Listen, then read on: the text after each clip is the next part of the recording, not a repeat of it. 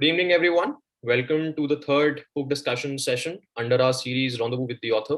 We have all realized how educative and illuminating it is to interact directly with accomplished authors who are senior practitioners in various fields. And today, to enlighten us further, we have Shakti Sinha ji with us. Sinha ji, we are grateful that you're here with us and welcome to the discussion. Thank you, Deepanshu. Thank you very much. Pleasure to be with you. Look forward to your grilling me. Sinha ji was part of the Indian Administrative Service from the 1979 batch. After serving in multiple administrative roles, he worked with Sri Atal Bihari Vajpayee ji very closely for 3.5 years in the 1990s as secretary to the leader of opposition, because Vajpayee ji was serving as the leader of opposition during that time. And after serving as the secretary to LOP, Mr. Sinha served as his private secretary 1998 to 1999. He was also the director of Nehru Memorial Museum and Library, and he's a distinguished fellow at the India Foundation. He recently wrote a book titled Vajpayee, The Years That Changed India, which is the topic of today's discussion. The book talks about a person who led one of the most transformative governments in the Indian history. And this book is an insider's view to Vajpayee's PMO's functioning. It is this insider's view that we'll discuss today. But before we do that, let's hear out Mr. Sinha as he briefly describes the book, discusses the book, his reason for writing one, what made him choose his topic, etc. Over to you, Sinha ji. Thank you, Deepanshu. Thank you very much. Of course, there are always different motivations for writing a book. My motivation is that I was there, physically present, a fly on the wall, watching things happening. And in retrospect, I thought after 18, 19 years, people don't really appreciate the difficulty that India went through at that period, how Mr. Vajpayee handled it, and how actually it has had a lasting impact. See, change is a very odd thing. You never see it happening. It's only with retrospect that you realize that certain momentous changes have actually taken place. Every change is not a big bang change. Many changes look incremental, but actually are very decisive. And that I thought was not being appreciated enough. In any case, I mean, most of our books on contemporary history, I mean, I'm not criticizing others, some are outstanding, of course, but many of them are a little perfunctory in the sense that they jump from topic to topic and do not actually flesh out. And I thought I had this opportunity. It's up to the readers to judge whether I've done a good job or not. I thought I had this opportunity to bring out these tensions very clearly, explaining really the uniqueness of that situation, how Mr. Vajpayee handled it. And I mentally have 5 points, which really made all the difference, which is why the book was titled Vajpayee, The Years That Changed India. India, of course, changes, but some changes are momentous changes. The second factor, I felt that some of the languages being used in the political discourse today, it resonated in me because I'd heard it before. And even though Mr. Vajpayee and Mr. Modi are two very different persons, they belong to the same party, the certain core values were the same, but in many which ways, they're very different people, right? And yet, this kind of lazy categorization, the lazy labeling, I thought was not being fair to either of them and not being fair to the Indian political discourse. We are evolving as a democracy. We go up, we go down, we shift gears. That happens. And let's not get too despondent or very thrilled. It's a part of a journey. It's a difficult journey. It's very difficult for a deeply hierarchical society like India in 47 to reach a stage where democracy, which meant equality, really moved so much. So these were the two primary factors that I thought I had in mind to really put forward and let the leaders decide that what I've done good. Some people say I've been too detailed. Others said, "Aapne masala nahi dala, should have brought in some gossip." That is not my genre. Others can do a better job of it. Let them do it. It's not my strength.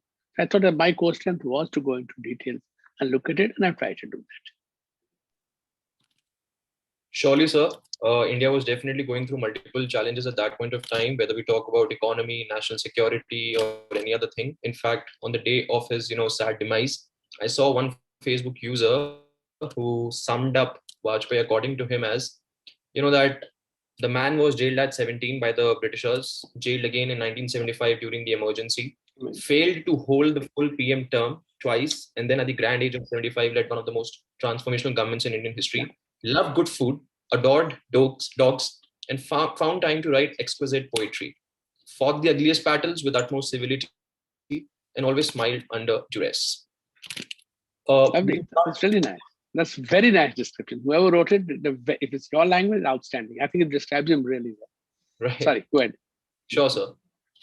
So we often say, that, and we often believe that too, that India got its political freedom from the Britishers in 1947, and economic freedom only in 1991 due to the reforms brought in by the Rao government. Yes. But we often forget how those reforms soon lost their way. Once the government was voted out of power, and we had multiple prime ministers, multiple governments that didn't last, their full term.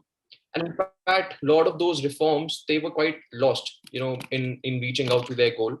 What started off in 1991 lost steam midway, but it was actually this India government under Mr. Vajpayee that implemented, those reforms to a great degree, with large-scale privatization wherever required, large infrastructure projects. So could you talk more about the economic and infrastructural transformation that Mr. Vajpayee ushered in? Because that's one area that's probably not given due importance. Economic narrative is towards the 1996 government.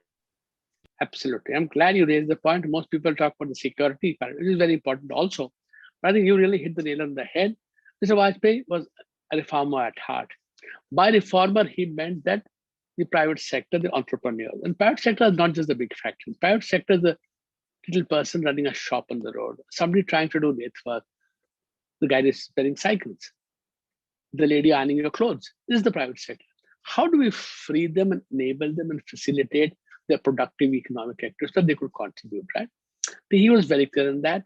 He also was very clear that state should deliver certain things, the market does the rest, and you should have proper pricing for it. Where the poor required help, give it upfront. Give it upfront. It's not that force them to pay they can't afford. To some extent, these kind of goods must be subsidized, but clearly and transparently. Now, you're right, Narasimha Rao government launched the reforms in 91. They actually lost steam by 93 itself. By 93, the government had shifted into a political mode completely. So there were defections from parties, Congress was becoming larger in strength, assembly elections they had lost, the Babri Masjid thing had happened. So by then it was in a political crisis mode. Then the scams started coming one by one. They had lost them. The two UF governments made some brief efforts, but they clearly lacked the stamina or the depth to really do it. So to be fair, Devegowda was fairly in his own way. We had a party of very small. He tried his best, but then simply couldn't do it. Mr. Vajpayee realized that 98 was a bad year for us. He inherited a government where fiscal affairs were a complete mess, and India was bogged down. India had to break out. The feeling of despondency was so great at that time. India had to break out, which just started with his 99 budget onwards. Because my book ends in N99, I'm not going into the details other than the telecom policy and the starting of the highway policy. So on one hand, the telecom sector was in a mess. We did better in the private sector, but we did not think through the thing. And the companies were all failing because license fee was very high. We shifted from a fixed license fee to revenue sharing. And that suddenly, I mean, can you imagine receiving a phone call at 16 rupees a minute in 1998? That's the equivalent of 150 rupees today, a minute. I mean, we were in that situation. And by moving out, by saying, no, mistakes have been made in policy, let's rectify the mistakes. Yes, we have a contract with the players, but the players shut down, who suffers? Not just the players, society suffers, right? Today, you realize that the cell phone is important for a plumber, for a vegetable seller, for a driver, for an electrician, right? We need to contact them through the phones. They're able to come to us. I mean, it liberates them. That feels. And building on that, India needed much better infrastructure. Now, things like roads, very difficult to get the private sector going unless the demands are very high. Here, you have to facilitate so the demand would pick up. In one sense, you have to put in the supply first to get the demand going. Because there was a lot of potential demand, suppressed demand, so not coming up. So the highways project. And then moving on to that, fair amount of fiscal consolidation, privatization that you mentioned, fair amount of restructuring, and that really enabled the economy. It took 2-3 years to turn the ship around, and really then took off. From 2003 onward, it took off. It was later helped by the global liquidity. So the world was flush with liquidity. Together it worked. And then from there, 2003 to 2008 or 9, India did really, really well. Had those reforms not come about, we would not have been able to take advantage of the global liquidity. To do that, you had institutions in place, which came into institutions and structures in place, which happened in Mr. Vajpayee's way. So in that sense, Mr. Vajpayee economic impact has been largely underestimated, including by serious commentators who really, they look at the big picture, but somehow they miss these things. I wonder why. I hope someday somebody covers this aspect. My book doesn't actually, it just covers it very minutely, very minor way. It just does require a much better fleshing out. The strengths, the inadequacies, what didn't happen, that also must be understood. Not that the government was great. It did many good things. It can't do some other things. I think that should be studied and it'll help us in going forward. Absolutely, sir. In fact, there's one question, based on what you've told us about the economic transformation brought in by the government. When you talk about the 1991 reforms, a lot of it was because there was a crisis staring at us. Probably if that crisis wouldn't have happened at that point of time, we would not have seen the urgency in bringing out those reforms. And in fact, that urgency became the topic of discussion when we read the book called India Grows at Night, because they believe that it grows despite the politicians. We read Accidental India, says how crisis only drive major policy solutions. But do you think in Mr. Vajpayee's case, the economic transformation was more deliberate rather than the 1998 economic situation? Or would you believe that it was a crisis that really made him spring into action? No, when you go on a low grade, when you're trapped in a low equilibrium, it doesn't seem like a crisis, right? And you can actually go along at that stage. 91 crisis was staring you in the face. You had no options. If you needed liquidity, you needed the IMF, you needed the World Bank. They had a prescription. You had to follow it. And though there was thinking in India from before, from 89 onward, people were suggesting changes in policy. Ideation was there, but acceptance was not there at the top. The crisis forced acceptance. 98, there was no such pressure to change policy. Absolutely. It was low equilibrium, as I said, but to then understand that we have to grow, we have to break out of this. We cannot be stuck at 4%, 3.5%, 4%, 5%. We have to go further. I think that made all the difference. And the highways was a classical case. We have underestimated the highways and telecom, rural roads, how much of a multiplier it had on the economic activities, much beyond what people would normally associate, with just roads. So in that sense, to do it without a crisis in your face, it requires a tremendous amount of vision and strength to carry forward. If you like privatization. We didn't use the word privatization with them. We were calling it disinvestment. But government will sell shares in good companies to other public sector undertakings and banks. That is not privatization. Privatization really change of mindset. Give it to somebody else to run the thing and then monetize it when things improve. And to actually do it at a time when, a typical politician's attitude was not considered pro-private market, at that point of time, it was really, legendary. And we actually see that visionary leadership coming out, not just in the, economic area or the economic domain, but also on the national security front. Because actually one of the most, iconic steps, that the Vajpayee government took was to make India a nuclear power in the interest of national security. In fact, that's one of the representative incidents, if you talk about the government, of Mr. Vajpayee, that he's remembered for the, nuclear power push. Now, almost all public policy, decisions say involve do something you gain. In fact, talk about decisions that impact the entire world. But a layman, doesn't see that layoff. To us, every policy decision is very oversimplified. We just look upon things in a very black and white, way without realizing that always in the gray area. So for our benefit, because, all of us are very much interested in these incidents and, policy discourse and etc. For our benefit, can you describe the factors, the pulls and pressures, the layoffs that the government had to face, be it diplomatic, economic, political, that Mr. Vajpayee, had to factor while deciding to go nuclear? So could you describe the build-up to that process? I would. In fact, when I say I have 5 main themes in the book, nuclear is the second theme, and it is a very important theme. Essentially, Mr. Vajpayee was anti-nuclear. He wrote a poem called Hiroshima to say, how could those guys who invented the bomb go to sleep thinking of the innocents who died in Hiroshima? So, he was powerful. But once China had the bomb, and China was a long-term rival, China was not a of your territory, China was profiting of Pakistan. You had to defend yourself through deterrence. In the sense that if you had a nuclear option going for you, then chances of a war would actually recede. We saw it in the Cold War, and we're seeing it now in that sense, somewhat, in the world also. But Mrs. Gandhi did the first explosion, May 18th, 1974, with her smile. But then she panicked at the world reaction and it was called a peaceful nuclear explosion. It's peaceful. Why would you need an explosion? You can do it in the laboratory, Panicked. Then we moved slowly and fits and started. We did a fair amount of weaponization work and started, but you needed to test. Now your test was 74. By mid 1990s, they were irrelevant. World had changed, technologies had changed. You needed to do it properly. But the feeling in the world against the testing had grown very, very strong. The comprehensive test ban treaty had come into effect, bypassing India. India had strongly opposed it. The world bypassed us and went ahead, did it to some legal stratagems. Leave that aside. In that scenario, India needed to test. Before that, Narasimha Rao tried to test in November of 1995. The Americans told him, listen, we can't prevent you testing. After test, you know the consequences. And the Narasimha Rao government backed out.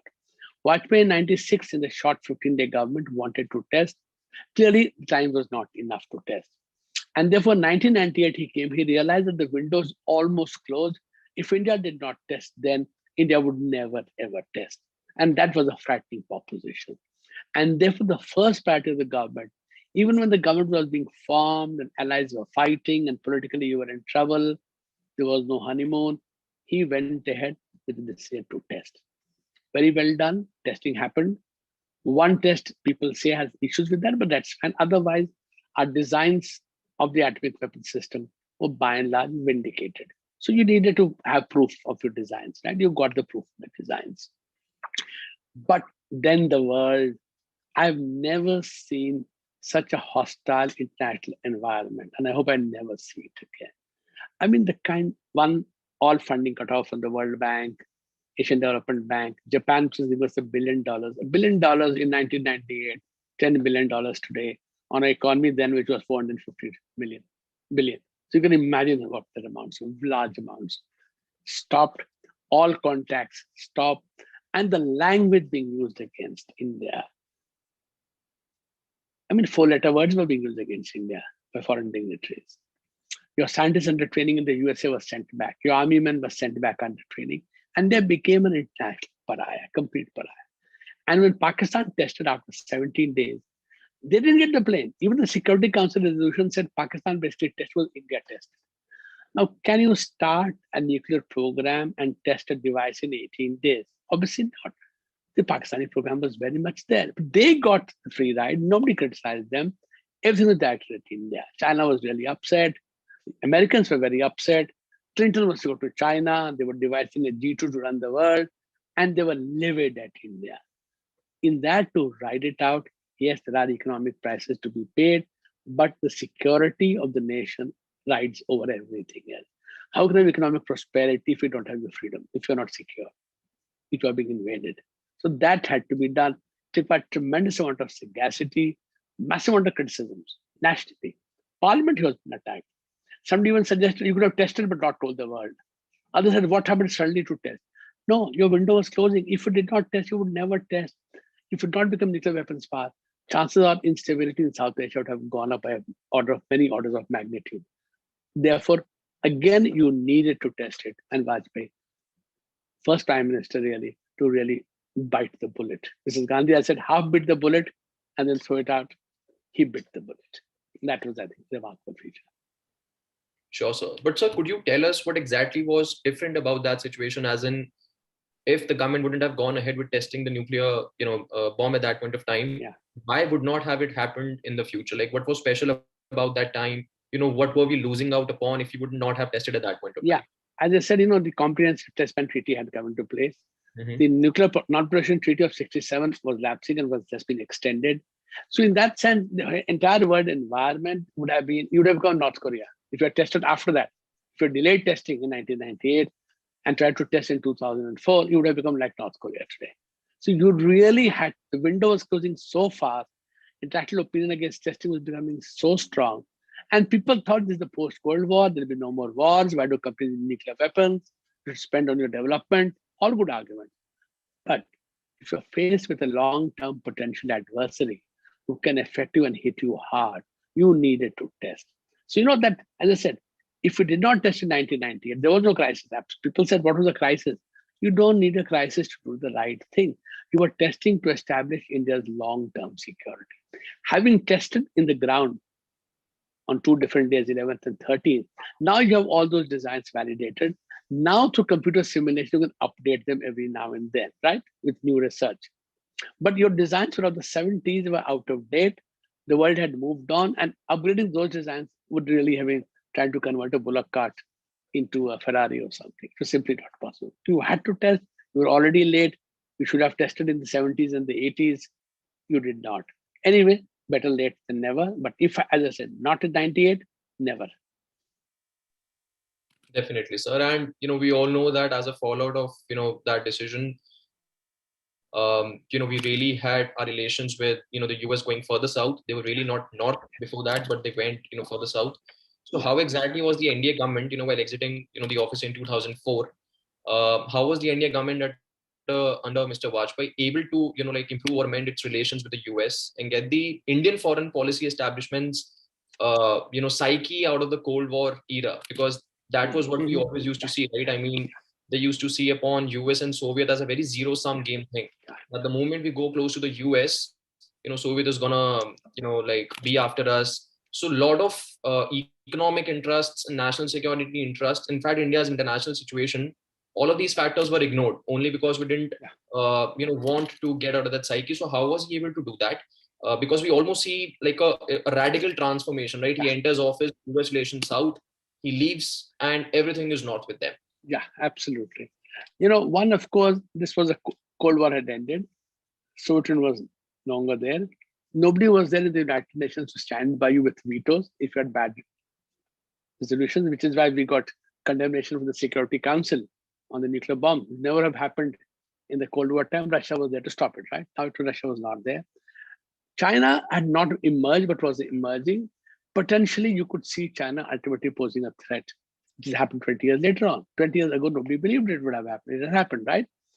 And therefore, you needed in this post-Cold War era to shed your ideological Cold War baggage and say, yes, we will work with America. Fortunately, there were parts of the American establishment which felt the same way. Yes, we and India have diverged in the past. As democracies interested in common things, global commons, open seas, freedoms, etc., we needed to work with India. It was still a minority view in the United States, but the view was there. And after nuclear explosion, slowly contacts were established at different levels of America. They themselves also wanted to understand it better because they also understood in one sense that India had the necessity to test. They were not prepared to say it up front. They also understood that India had it. India would not roll back its program. Yes, we would freeze the program. We will not roll back the program. And that's how a series of discussions started with America. America moved a little bit, but not enough. The sanctions were not lifted. Then the Pakistanis, then Vajpayee went to Lahore. Again, the Americans saw this very positive. Yes, because in their mind, India's nuclear program was Pakistan oriented, not China. They felt we were bluffing when we said China, we meant Pakistan. Actually, it was China, actually, and Pakistan is a subsidiary element of it. He took the courageous step of going to Lahore, engaging with Pakistan and going to Lahore. Tremendous amount of political courage required, not at all popular. He did that. So the Americans realized that, yes, though India has nuclear weapons, Pakistan is, this courageous step has to be acknowledged and accepted. And as it was happening, General Musharraf decided to do a Kargil on us.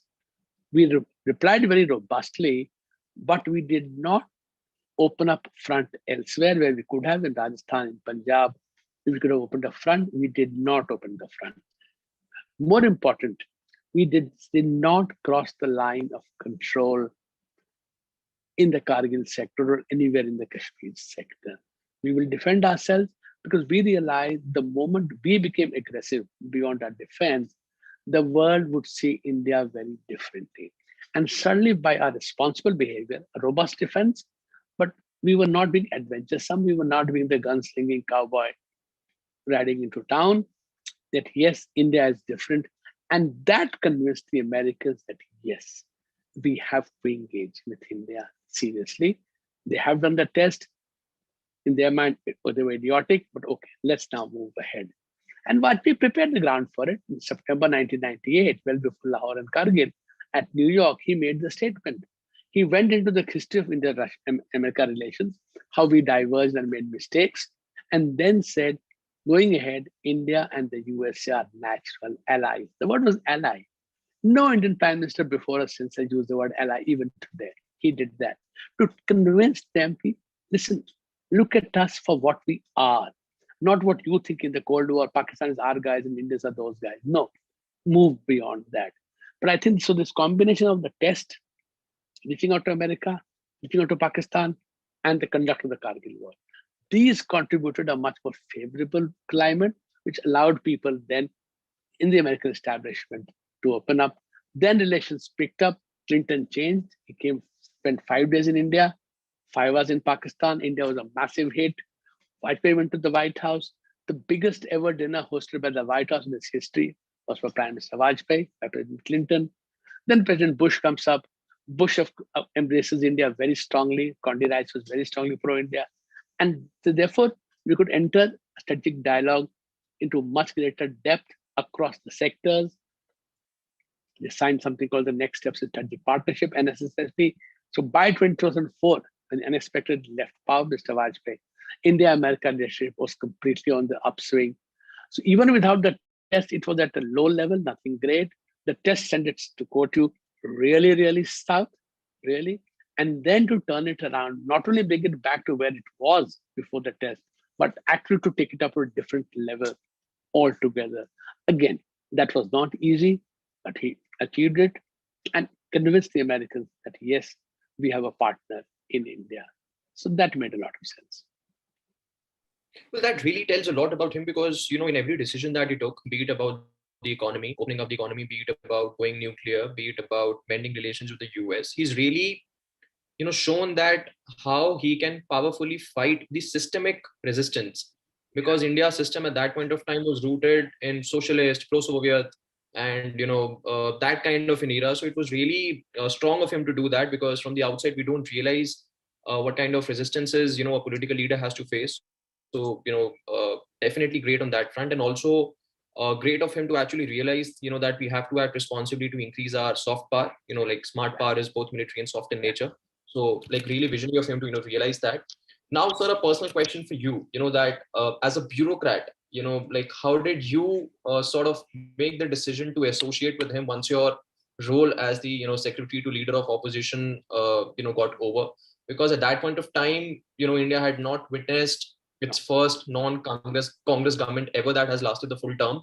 So how difficult was it, for you to choose that decision? What factors about his nature or his working style really motivated you to, take that decision? Before that, let me answer one, just make a quick point. You said that we had the mindset in the establishment anti-America. It's still there. Yesterday in a discussion where I was conducting on foreign affairs, question was asked, have we given up all hedging against China? Have we put all our eggs in the American basket? So why do we try to balance China and America? Excuse me, we have to balance China with America.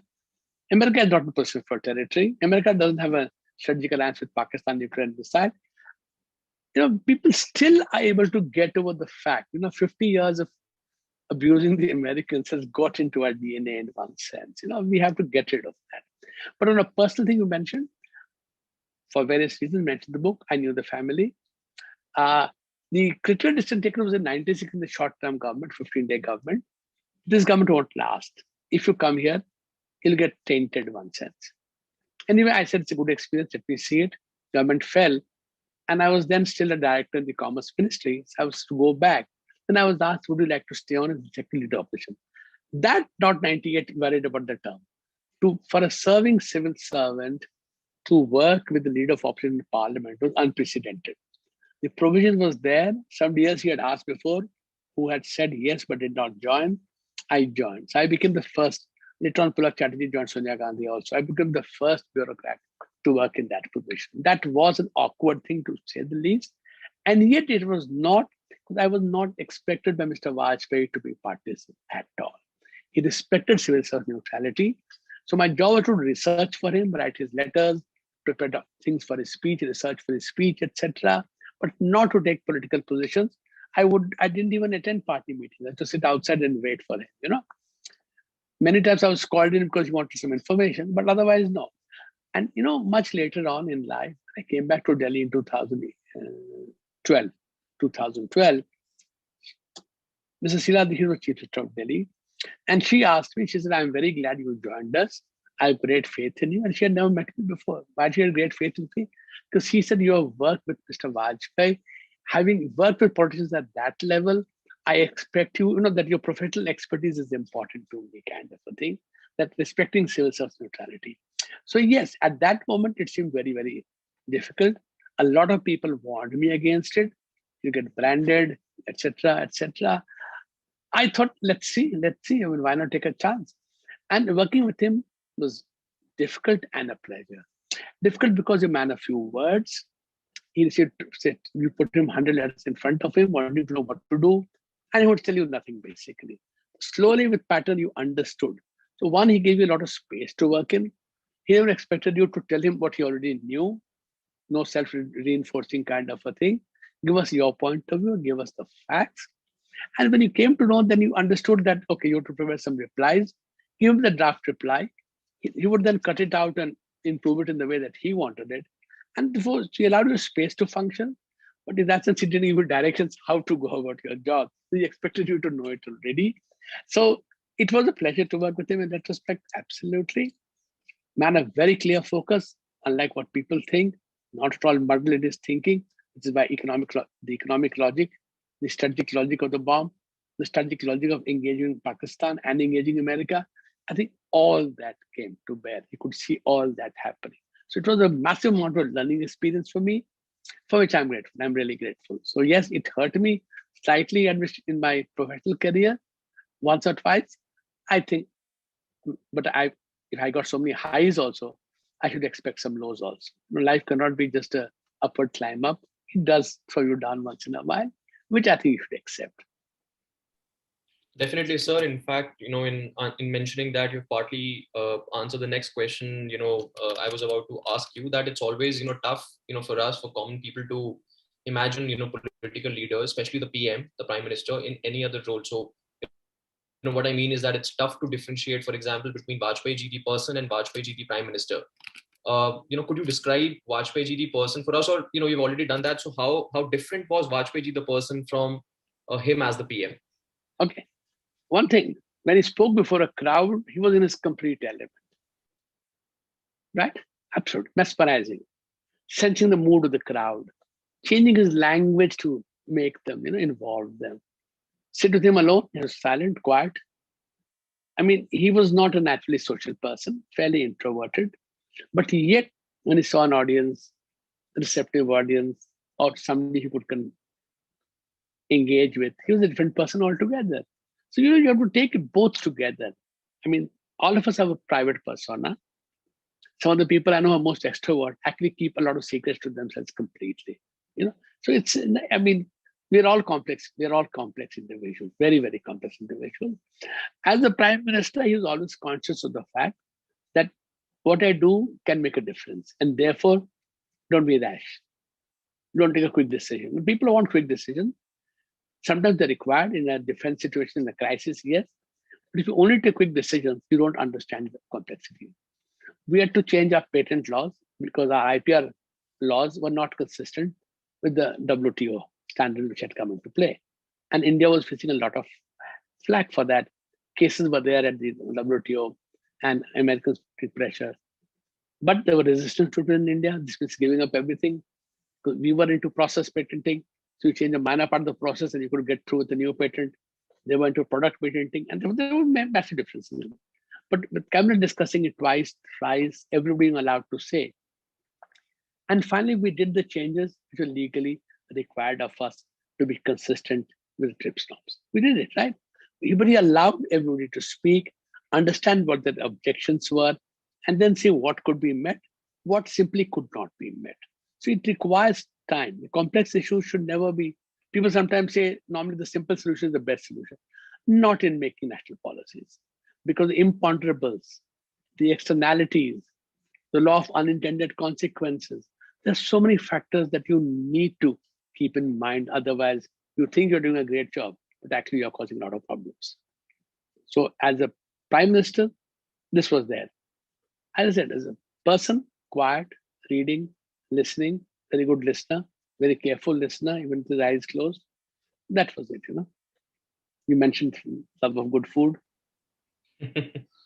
Definitely, sir. I mean, that's one part of him that we, keep, reading, listening, and that's one part I'm sure everyone will associate to, to see the foodie side of, a prime minister. Also, sir, let's move on to the questions from the audience. These are the 4 or 5, questions or thoughts that's really, that really struck me when I was reading the book. And we are like, I personally, would consider myself fortunate that I got a chance to ask the author directly or personally, those questions. Now Pleasure. let's move on to the questions from the audience. And we have one question first, which was already sent to us, through a form. The question was asked by Pranay Singh.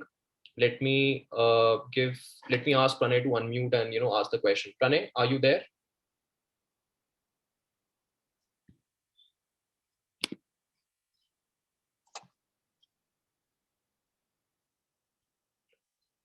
Pranay, can you hear us out?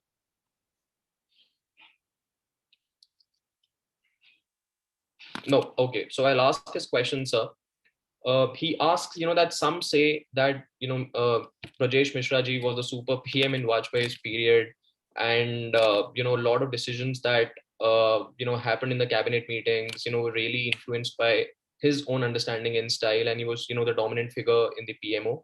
So tell us something about that, and also that RSS was not much compatible with the Vajpayee government, or, the attitude of RSS towards that government was different from what it is towards, the Modi government. So your thoughts on Brajesh Mishra ji's influence and RSS's influence is what Pranay asks. In the 19 months that I saw him as Prime Minister properly, March 1998, in the end of 1999, must have had 30, 40 cabinet meetings. Mr. Mishra did not speak in any cabinet meeting. That is not the norm. Only ministers speak in cabinet meetings. Cabinet secretary introduces the subject, explains it, and it's quiet. Ministers, members speak, others don't speak. Now, even in decisions where Mr. Brajesh Mishra convey outside the cabinet in many things, in each case, he had first checked it out, Mr. Vajpayee. They had a tremendous amount of mental synergies or whatever. They worked together, they understood each other better, because for some time they had been interacting on strategic matters, not on domestic policy issues, not on domestic politics or strategic affairs. But gradually, as Principal Secretary and as NSA, he widened his ambit, and then they got along very well with each other. And once, in fact, at some farewell, some officer said, "Sir, thank you very much. You got this decision approved fast." And Mr. Bachchan said, "No, I always check up with the boss before telling you anything." So you do have situations where you feel that X is doing the job. Well, actually, X is actually maybe a partner in discussions, but it's actually the face of it, and not really. In fact, in the USA, when George Bush was president, Bush 43, and people said Cheney is running the government, Dick Cheney, the vice president, is running the government. After 9/11, Dick Cheney had literally stayed in the basement for 3 weeks or 4 weeks. In case there's another attack on the president is not there, vice president is available, safe to run the country there. And people suddenly said, okay, he's out for 4 weeks and government is still continuing to run. So, sometimes we shouldn't fall for these simplifications and caricatures, which Delhi did. But yes, in the period that I was there, and I can only speak of that period, I've researched the other period, I need to talk to people. They worked together very closely, but the decision making was Mr. Vajpayee's. No doubt it got inputs. Inputs is a different matter from actually taking a decision. Now, on the other one, which is a more different one, and I've addressed that in the book also, there were sections within the Raja Sangh Parivar, so the Shri Aggarwal, who had a different point of view on economics, especially on reforms. Some of them had different views on how to run a coalition government. Or we've compromised all our core ideologies. Now, to the first, there was engagement with them. But in the, I think, the Bangalore session of the BJP in January of 1999, they wrote clearly, finally, it will be the government who has to take the decision. So we'll take your inputs. We may agree somewhere, we'll disagree somewhere. Some of those also use a lot of languages which are not really called for in public also. But I guess, when you're ideologically very committed and see a government being formed, and see a government is not doing what I want to do, people do tend to lose their sense, the sense of the righteousness or what is this happening kind of thing. But at the same time, When they had events they wanted, it was always available for them. He met them regularly, available for them. So there were definitely divergent points of views, starting with the government itself, whether a defeated person should be in the cabinet or not, to economic policies, and to working with the allies. Have you compromised too much? But that is a dynamic process of change. Initially, Mr. Vajpayee was weaker and had to concede a lot. Later on, as he became stronger on his feet in the sense of grip of the government surviving, he could then reverse it and push his agenda forward. But I think that dynamic between the organization which created the party and organizations, Swayamsevaks who actually help you in the elections, to the party, which is purely a political being and not a social being, I think there would always be tension. There would always be tension. At some moments, there are greater alignment of views. Some moments, the alignment of views are less, and therefore you show up in these disagreements. But at the end of the day, on core issues, which Mr. Vajpayee himself said in Parliament, he said, we have not given up our core issues. We have the reason he says by Article 370, Reform Civil Code, and Ram Janambhoomi is not in our national agenda of governance of the NDA is because the BJP has 160 members of parliament out of 540. So the point was you have to make political compromises. If you have the numbers, obviously your agenda is different. So I think this is what people don't really appreciate, these nuances of politics, these nuances of how do you manage coalitions and how do you look for your larger goal while sometimes putting certain things on the side for a more opportune moment. Definitely, sir. Okay, next question we have from Shubham. He's raised his hand. Shubham, kindly and let me just unmute you and you can go ahead and ask the question, please. Shubham Sharma. Yes, very good evening to one and all. Sir, I just want to know, once Atal ji said that कि मैं राजनीति छोड़ना चाहता हूँ पर राजनीति मुझे नहीं छोड़ना चाहती है. So, sir, really, I just want to know, was he really a political person in person, or what was his views on today's politics? Shubham, if I can draw your attention, this is a book called Bindu Bindu Vichar, Atal Bihari Vajpayee, edited by somebody else at the Kitabghar publication, where Mr. Vajpayee has written a long essay, very long essay, and he argued the point you're making. He's talking about मैं छोड़ नहीं सकता हूँ, and finally he says, I am a political person. So people sometimes I feel I should give a political write poetry, but then he realizes he can't. His first interest is politics, and therefore he cannot leave politics. So in that sense, he was very political. Being political does not mean unidimensional. You see. Therefore, he enjoyed other things. We had to ensure that he didn't eat too much samosas between morning and lunch. He enjoyed writing poetry. He enjoyed interacting and listening to people. So, we should accept politicians to be like us and not be something very different. So politician did not always means the crude type that you think. Politicians also could be people who are interested, who think about the country, who have a vision in mind, but to also realize that compromises have to be made if you have to gain politically. So, it's that kind of picture that I wanted to portray. To get a chance, Shubham, please read this book, Bindu Bindu Vichar, Kitab Ghar Publications. I'm recommending somebody else's book and not my own, because I think that essay, I learned a lot from reading it. I've read it about 4 or 5 times. It's worth reading it. Okay, so I we quoted that Nagasaki poem also from that book. Yeah, sorry. Yeah, go ahead, Shubham. Yeah, we can ask Shubham to read your book first and then maybe go for that book. Yes. Shubham, please read this book. And now the price has come down also. That means I guess less royalty.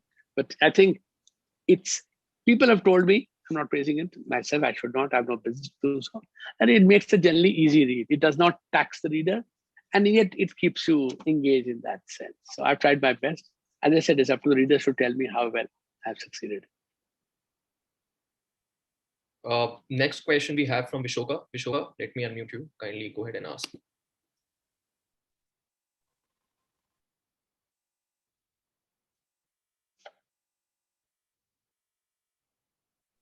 Vishoka, if you're speaking, we're not able to hear you out. I think some technical issue from her side. Let's get back to her when the technical issue is resolved. So there's another question that Mr. Prasad has asked us, through the form that we had circulated, that the current regime or the current prime minister has not faced the media. That's not really, he believes, the courageous, way to, operate. And Mr. Vajpayee, on the other hand, displayed nerves of steel in his decisions and in his, media briefings. He was able to face the media. He didn't. He asked all the questions that were asked to him. He answered all the questions that were asked to him. So, what do you think? I mean, do political leaders have a responsibility towards facing questions from the media, or in today's times when leaders believe that they have a much stronger and direct connect with the masses and they probably don't need brokers or media people to affect that link? Does it make sense, or is it responsible of them to take the direct route towards public and having a conversation?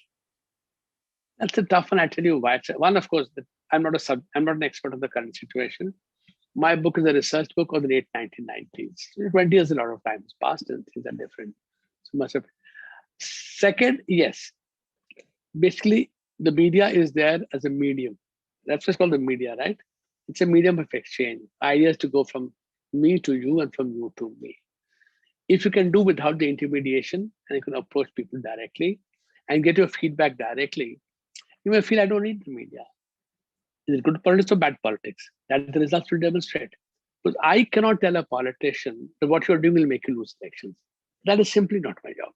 My job is to raise issues, yes, get addressed, right? If I don't get addressed, I have various means to get other people involved in it, right? But whether somebody chooses to meet the media in the direct way or not, Mr. Vajpayee did meet media in smaller groups, on a plane, etc. But large press conferences, I think even he did that possibly 1 or 2 in 6, 7 years. He also didn't do it very often. But yes, he made them in smaller groups and traveling while walking to a car and people are ambushing you. In that sense, yes, he was different. He did that. Mr. President Prime Minister Modi feels that he can approach the people directly through his Man Ki Baat, through social media, and the feedback that he gets, which he then uses also. He always mentions the feedback that he gets. So I guess he feels that is it good politics or bad politics? I will leave it to him to decide whether it suits him or doesn't suit him. And if somebody's unhappy with it, I don't think so anybody can force you to like him. It's up to you whether you like him or you don't like him. And I think the greatest conference that any political leader is accountable to is the election franchisee stuff that happens every 5 years. Nothing exactly. Really is that, as long as yeah. Right. So if people think they're believing me, obviously my message is getting through to them, right? And my audience is the people. The press is the media. So whether it's TV, newspapers, all these other platforms that you have, they're only a medium of, if I can do without the medium, earlier require wires to connect. Now we use cell phones, we have the wires, right? Do you need a wire? No, I don't need a wire. I mean, you can't tell you, no, you must use a wire. So in that sense, people do get upset. People do get upset about it. I can understand why. Yeah. So we have another question from Deepmala Sharma. She asks, that Vajpayee ji's views on foreign relations with Pakistan, they changed based on what situation he was facing. So initially he went to Lahore on the bus trip, on the famous bus trip. Then he had to face the Kargil war. And after that, he decided that, okay, no, maybe the time is right to actually go ahead and mend the relations. So he went ahead and held or organized the Agra summit. So, his views on Pakistan, his views on Kashmir and the entire security situation, what were his thoughts about it? Did he really wish that he's able to solve the Pakistan issue, in his tenure? Also, how different was his attitude towards Pakistan from your analysis of the current government's views towards Pakistan? Of course, both the situations are not the same. We have different security situations that evoke different responses. But even then, I mean, what are your thoughts on this? Various thoughts. One, of course, my book is on Mr. Vajpayee, not on Mr. Modi. If I get a lot of questions on Mr. Modi, I take them. I have no issue with them. Two things guided Mr. Vajpayee on Pakistan. One was that, as he used to always say, you can change your friends, but not your neighbors. Pakistan is your neighbor. Today, economically, the asymmetry in Pakistan is a lot. 7 times larger today we are. Those days we were not 7 times larger, 3 times larger. So, things were different then. Second, he felt that if somebody could make a breakthrough with Pakistan, it would only be somebody from the Jan Sangh or the BJP. Because they did not have the ideological baggage of partition, of governments, and basically catering to the kind of voter base that they had. BJP could come out like Richard Nixon, go to China. In that sense, he felt that the BJP could do it, and therefore he was very keen on it. He also, I guess, realized that if you have good equations with Pakistan, and it's a two-way traffic, just that you want good equation, they should also want it, right? Kargil proved him wrong. Attack on Parliament House proved him wrong. He was proved wrong many times on that, but that's what his point was. If we have lower level of security expenditure vis-a-vis Pakistan on the border, possibly you're releasing that much more resources for your other needs. It made a lot of sense. Whether he liked Pakistan or not is not the issue. Pakistan was there. He could neither swallow it nor spit it out, kind of thing. He had to handle it. And he did want to handle it towards improved relations. Also, which I mentioned in the context of the nuclear test, the world was watching you interact with Pakistan. So he had to show the world, yes, having tested, we want good relations with Pakistan. And therefore Agra. Agra came about because Lahore was required because of the test. Agra was required that the situation had deteriorated and people felt that you have to do something. And therefore he said, let me take another chance. It didn't work out. Again, he went for the SAARC summit to Pakistan itself once again in early 2004 for the SAARC summit. Again, to make one more effort in case we can improve relationship. I mean, that was a goal. Then Pakistan had this fear. It's a self-propagated, it's not a real fear, but that the Pakistani elite has pushed this idea toward the country of Pakistan, that India wants to grab Pakistan. Why would India want to grab Pakistan? We have enough problems of our own. We don't have the 200 million of them to add to our problems, you know. He went to Minar-e Pakistan, which is to mark the spot where the Muslim League in 1940 basically wanted a homeland for the Muslims of India. And he went there and said, you know, okay, I wish you all the best. So people told him, oh, you're going to certificate to Pakistan. He says, Pakistan does not need my certificate to exist. It is there, right? So he was very conscious of the fact that he had to disabuse people a lot of notions and that whether India and Pakistan could live together. Nawaz Sharif reciprocated the feeling. The Pakistani, which depends on insecurity in Pakistan and depends on tensions with India, cannot obviously want peace with India. Otherwise, the whole raison d'etre, first of the Pakistani army, and then ultimately Pakistan itself would go away. And that is something that we sometimes ignore. I mean, what was the idea? Hindus and Muslims are two people who cannot live together, right? That was the idea. If you have complete peace, then why do you need a separate country? You can live with each other, right? So we underestimate Pakistan's need for tensions with India, and which is why efforts were required, did not bear fruit. Today, the situation is different. Asymmetries have grown tremendously vis-a-vis Pakistan. And in that sense, it's an irritant to you now today. Pakistan is not a threat to you. Your threat is somewhere else, to the north. Definitely so. In fact, one follow-up thought on that. Do you feel that, most of the Indian prime ministers, let's say they enter the office and they have this plan of mending relations with Pakistan and forging peace between the two countries, but, probably in doing that and expecting that they either underestimate, Pakistan's plans, or maybe they kind of, have nostalgia over, becoming the prime minister who are able to, bring peace along the border. But, we see that when they exit, they do realize that it's one situation which you can't really change because you can't you're dealing with a civilian government that's not the de facto power. So Exactly. that's one thing that we see common throughout. Okay, so one last question from the audience because we have 4 minutes left. Can we have a show of hands from the audience? Okay, so we'll go for one pre-recorded question that we had received through the form.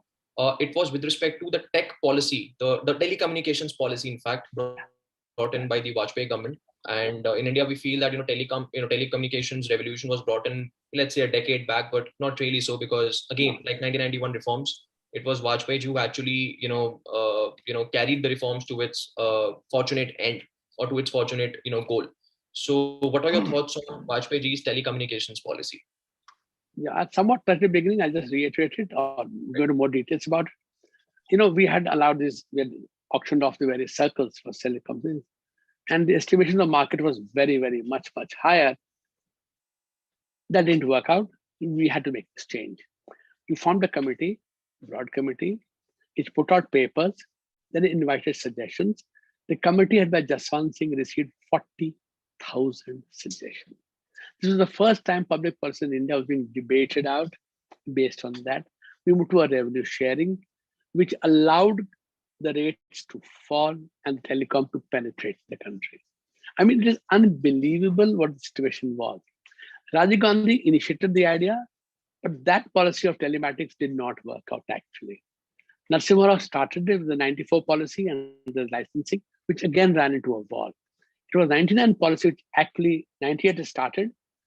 People opposed it, went to courts. We love going to courts for all kinds of purposes. So it took later, end of 99 to complete the process. That suddenly opened up the world for India. We realized how much of a difference it makes to our lives to have cell phones. Those days when we came home, we all switched off our phones. Even I had a phone. We had to switch off my phone because you couldn't afford 60 rupees a minute calls, So you made a call only when you're required to make a call. Today, it's the cheapest rates anywhere in the world. Really, anywhere in the world, these are the cheapest rates. So, that is the kind of change that we went through. Again, in retrospect, we look for the big deal. Having lived through it, please read the newspapers of that period. He was attacked within the party. How can you violate you have a contract, then the companies fail? That's their problem, not our problem. No, sir, it is our problem. Opposition parties attacked him. Activists attacked him. Activists went to court. Newspapers are full of articles attacking this move. Why is government compromising? Government is compromising for your sake. It's not a compromise. As a regulator, I'm not only committed to this generation, I'm committed to the sector, I'm committed to the next generation. Can you imagine without cell phones, what would we be today? We would force it much later on at a higher cost. This was, I think, best possible way to have done it. I saw some hands in between, some comment made in between. I'll leave it to you, Deepanshu. As I was speaking, I saw somebody say something. Okay. Currently, I think there's no show of hands. Probably would have done it by mistake. It was a comment. Kindly. It was a comment beginning with the word kindly. Yeah. I had written it out on the. Oh, you had written. Okay. Fine. Yeah. Fine. So and definitely, sir. I mean, importance of mobile phones extremely great, and we could feel it in 2 years of lockdown. That mobile phones are extremely important, and we can use it both productively and for other reasons. And any final questions from the audience? In fact, it's almost time, so let's go for the. So let's end by requesting everybody to pick up the book on Kindle, physical form. Give us your feedback. Tell me you like it, or what do you think should be done about it? How to improve it? Definitely, sir. I think today's session is really going to contribute towards our interest in reading it because through talking to you, we really got a sneak peek of a PMO that's not really easy to find. Because you've spent great deal of time, with a leader who served as one of the most transformational PMs the country had ever seen. So thank you so much for taking out the time to talk to us, and we wish you the best of health. We look forward to, in fact, reading more and engaging in discussions.